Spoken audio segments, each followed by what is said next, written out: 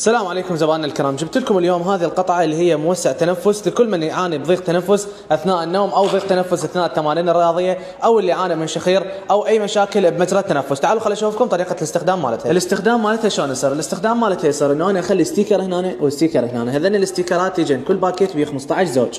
15 زوج يعني 30 ستيكر. بعد ما ألزقها هنا وهنا أجيب هذه القطعة وأركبها على الخشم.